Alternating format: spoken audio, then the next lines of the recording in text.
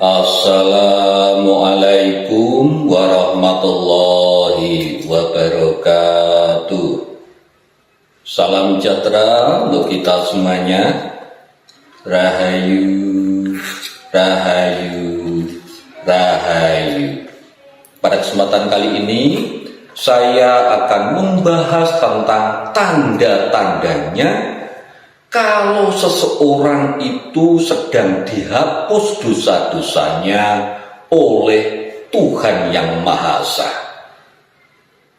Jadi ketika dosa seseorang itu akan dihapus oleh Gusti Kang Akarya Jagat, maka orang tersebut biasanya diberi tanda-tanda. Nah, tandanya seperti apa? Nah, kalau seseorang ini dosa-dosanya akan dihapus oleh Gusti Kang Akarya Jagat, ya, Allah Subhanahu wa Ta'ala, maka tanda yang pertama, biasanya orang tersebut itu diberi kelelahan yang amat sangat.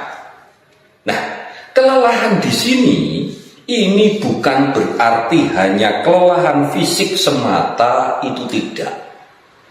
Tetapi juga kelelahan dalam berpikir, kelelahan dalam jiwanya karena selama ini banyak mengalami persoalan-persoalan di dalam hidupnya. Jadi kadang jiwanya lelah, pikirannya capek, badannya juga ikut capek. Dan kecapean atau kelelahan di dalam pikirannya, di dalam jiwanya, di dalam raganya, itu adalah proses pencucian jiwa. Karena itu merupakan perjuangan dirinya untuk bisa kembali ingat kepada Gusti Kang Akarya Jagat. Maka biasanya Tuhan itu memberikan kelelahan yang amat sangat kepada orang tersebut, sehingga orang tersebut sadar bahwa dirinya itu bukan apa-apa dan bukan siapa-siapa tanpa pertolongan daripada Gusti Kang Akarya Jagat, Tuhan Yang Maha Kuasa. Makanya diberi kelelahan yang amat sangat, itu sebagai tanda bahwa orang tersebut akan dihapus dosa-dosanya. Kemudian tanda selanjutnya, kalau seseorang itu akan dihapus dosa-dosanya, biasanya diberi sakit. Nah, sakit di sini ini juga tidak hanya sakit fisik semata, tetapi juga sakit di dalam pikirannya, juga sakit di dalam jiwanya, juga sakit di dalam hatinya. Nah, rasa sakit itu tadi merupakan bagian daripada ujian hidup kita. Sehingga dengan sakit itu tadi, semua aktivitas kita juga terbatas. Yang dulunya, ya, mungkin sebelum sakit panjenengan kulino keluyuran ke tempat-tempat sing ora genah.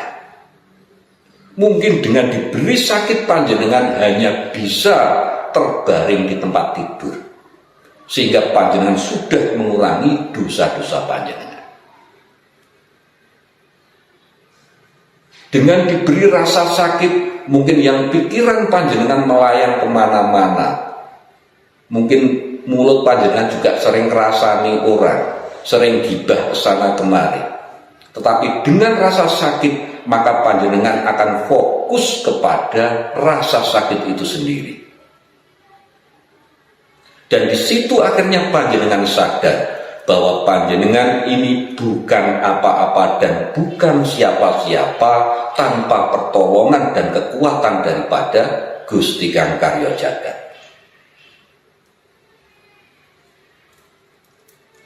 Dan itu merupakan bagian daripada ujian hidup kita, dan itu merupakan bagian dari hidup kita bahwa dosa-dosa kita sedang dihapuskan oleh Tuhan yang Maha Kuasa.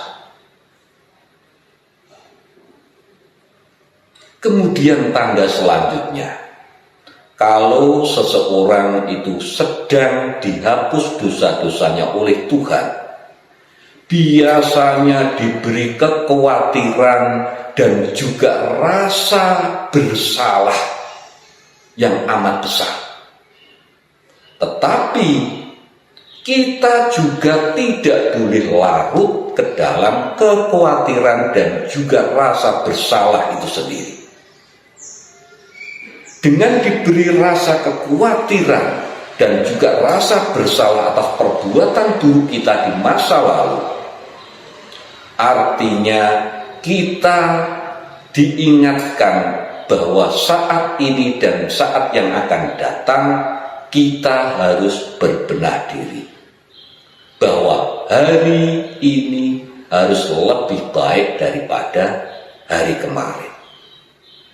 Makanya untuk menghapus dosa-dosa hambanya itu tadi, Gusti Kang Akarya Jagat memberikan rasa kekhawatiran, kecemasan dan rasa bersalah atas perbuatan buruk kita di masa lalu.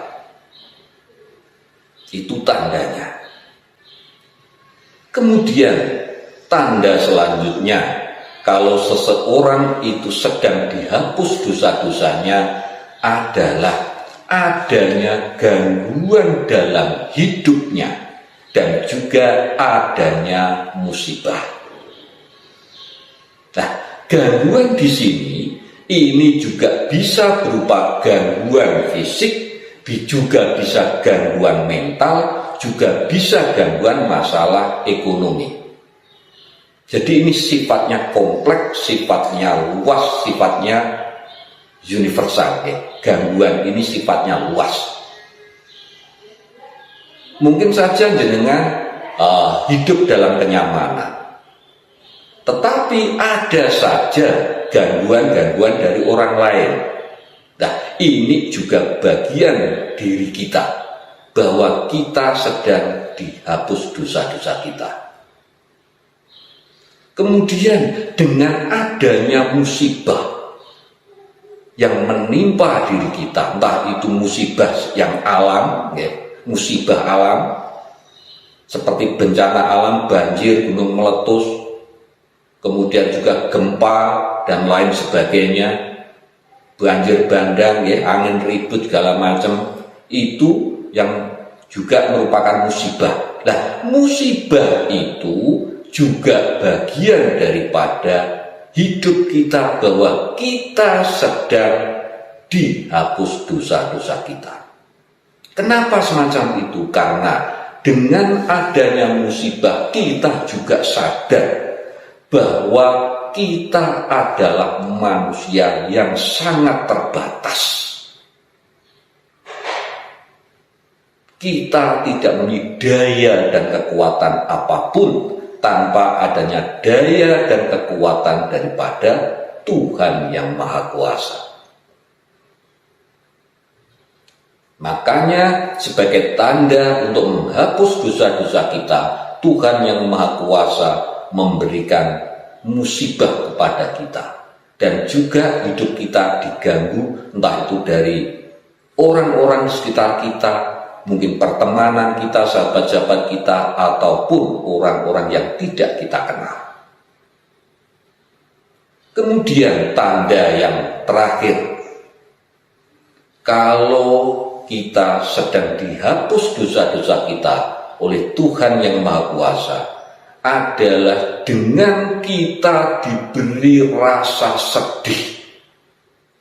Nah, sedih di sini ini bisa berarti sedih karena kehilangan sesuatu, ataupun sedih karena hal-hal yang lain. Dan biasanya ujian yang paling berat bagi manusia, sehingga dia merasa sedih dalam hatinya, adalah yang dinamakan ujian pisah.